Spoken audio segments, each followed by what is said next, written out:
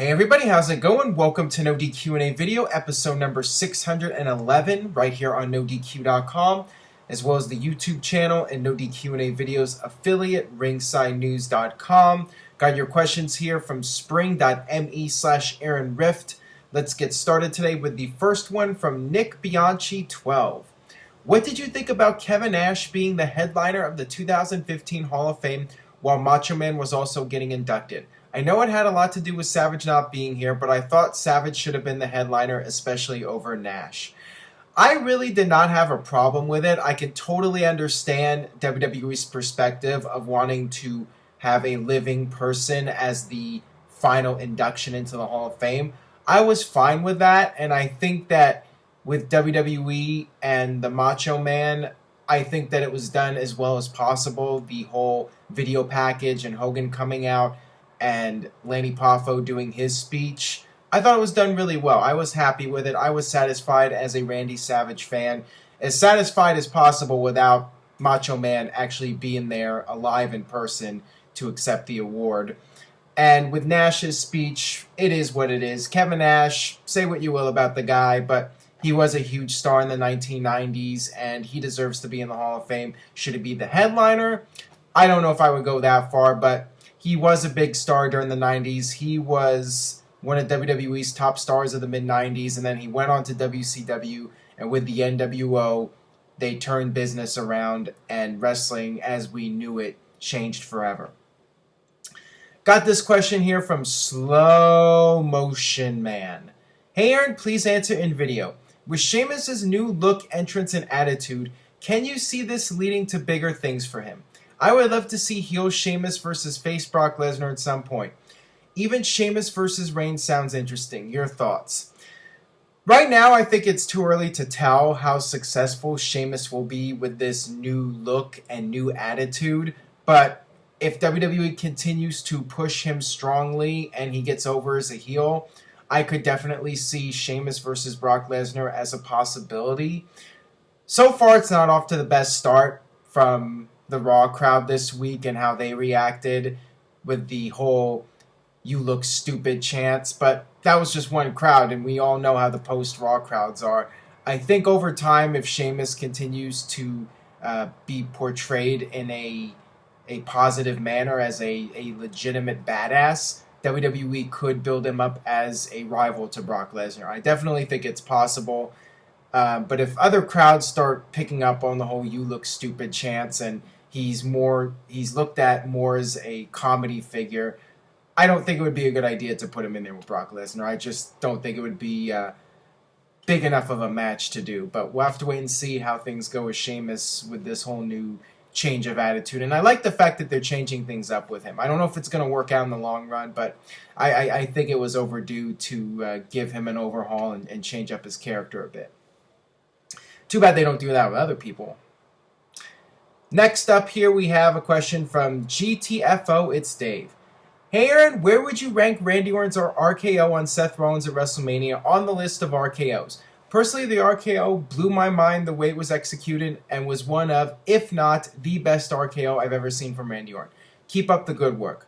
Well, I agree with you. It was just a phenomenal spot, excellent finish for that match, and just perfectly executed in terms of timing, and everything about it went off as well as possible. And as far as where it ranks, the only other RKO that I remember being as amazing was the one with Evan Bourne when he did the shooting star press and Randy Orton jumped up real quick and turned it into the RKO. That too required perfect timing, and the timing with this RKO WrestleMania was just as perfect. So to me, it's really a toss-up between the two, but I think people might end up remembering this one from WrestleMania more just because it was at WrestleMania. But that one at Raw several years back, I mean, that was really incredible. All right, this one comes from Val Venus 90. Hey Aaron, thanks for keeping us posted over WrestleMania. Hope you enjoyed the show. Thank you for that. What do you think is next for Roman Reigns and Bray Wyatt after both losing at WrestleMania? Do you think we will see them feud and possibly have a match at Extreme Rules? Well, that seems to me like the next logical pairing with Randy Orton going against Seth Rollins. WWE's going to need something for Roman Reigns, but it'll be interesting if Roman Reigns feuds with Bray Wyatt, who will come out on top in that feud. Both guys need a rebound at this point, so it would be interesting to see one guy go over the other, although in typical WWE booking fashion, we could see Roman Reigns lose one match and then win the rematch, and it'll just go back and forth. They'll just exchange wins. But both guys, I think, need a really strong showing after WrestleMania. So if WWE does decide to pair those two, hopefully the two of them can have a really memorable match and can steal the show. I think they both need it. Bray Wyatt really needs something right now. I expected Undertaker to win at WrestleMania, and he did. But now that the Wyatt family is split and Bray Wyatt lost at WrestleMania, he needs to bounce back. He needs something big. And with Roman Reigns, definitely after losing at WrestleMania, he needs some kind of momentum now. So we'll see what happens with those two and how WWE moves forward with the storyline. But right now, it does seem logical to pair those two when you look at the lineup for Extreme Rules. And, Roman Reigns currently has nothing. Bray Wyatt currently has nothing, although he's recovering from an injury. But I guess he worked a dark match on SmackDown this week, so he should be good to go for Extreme Rules. All right, got this question here from the other Z. Hey Aaron, would you compare Roman Reigns' negative fan reaction to The Rock's when he first started getting a push back in the day? The Rock eventually won over the fans after turning heel, of course, so could it be possible for Roman? Absolutely. With The Rock, he came in and he was shoved down people's throats as a babyface, and the fans rejected it, and WWE had no choice but to turn him heel, and The Rock at that point took the ball and ran with it. Would Roman Reigns do the same thing? It's hard to say. You don't know until you try. So I think that WWE can give it a few more months with Roman Reigns as a babyface, and now that he's not in the title picture, see if fans get more behind him, see if he can go out there and have great matches with guys like Bray Wyatt.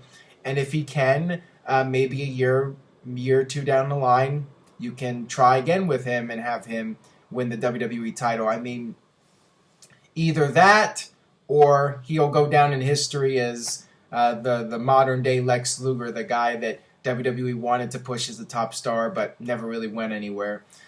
Or he could go down as The Rock. He could turn heel and possibly reinvent himself, and that's how he'll win over the fans. It's really hard to say right now. And I got this question from DMan9311. Hey Aaron, at this point, with Brock taking a break until SummerSlam most likely, wouldn't it be a perfect time to turn Reigns heel and side with Paul Heyman for at least a few months and have a heel title run? Video quality question. Hope so. Thanks. Well, if Roman Reigns does turn heel, I don't think it's going to happen for at least a couple of months. You definitely can do Roman Reigns versus Seth Rollins, a rematch, or I guess you call it a rematch, even though Roman Reigns got his one match and he lost. But one would think that, based off of the SmackDown promo with Roman Reigns, that eventually Roman's going to get his shot at Seth Rollins. So you might as well do that with Roman Reigns as a face and see how it goes. I think Brock Lesnar should definitely be a babyface now, so if WWE does decide to do a Roman Reigns-Brock Lesnar rematch, it would make sense for Roman Reigns to be the heel and have Paul Heyman turn on Brock. It's just going to be weird with Paul Heyman as a babyface with Brock Lesnar. One would think that at some point Paul will turn on him and remain a heel with somebody else. It's just Paul Heyman as a babyface seems weird. So I don't know what's going to happen with that, but if the thing about Roman Reigns being a babyface doesn't work out in the next couple months, I would definitely turn him heel. All right, got this question here from Jaden Kruger. Hey Aaron, hope you had a great time at WrestleMania 31. Do you ever see Bobby Lashley returning to WWE? I always thought he was a wrestler and should have gotten a bigger push in WWE. Please answer in video. Well, a lot of people thought he was a wrestler. Maybe some felt he wasn't a wrestler. Maybe you meant to say that he was a good wrestler. As far as him in WWE, I think it's unlikely that he comes back. WWE never really invested all that much into him. And he had one big match on top, and that was at WrestleMania. But even that, he wasn't the focal point. It was all about Vince and Donald Trump. And now he's been in TNA for a period of time. So I would be surprised if WWE brought him back. I think that the fact that they parted ways with him and gave up on him and he was gone and he hasn't come back up to this point, I really do feel that WWE is just going to focus on other people and focus on the younger talent and the guys in NXT and work on building them up rather than bringing back guys from the past that didn't really get over as much as they had hoped for. All right, that'll wrap it up for this edition of No DQ&A video. Thank you guys so much for checking out the videos. I really do appreciate all the support. And make sure you check out all the videos from this past week, including my thoughts on WrestleMania weekend. I posted various videos over the weekend. And check out all the No DQ&A videos from this week. Stay tuned to NoDQ.com. There's been tons of news this week coming off WrestleMania. And hopefully things will continue to stay interesting in the world of WWE with Extreme Rules coming up. Of course, NoDQ.com will have live coverage of Extreme Rules, and I will be posting my thoughts during the show. And check out Facebook, facebook.com/NoDQDOTCOM.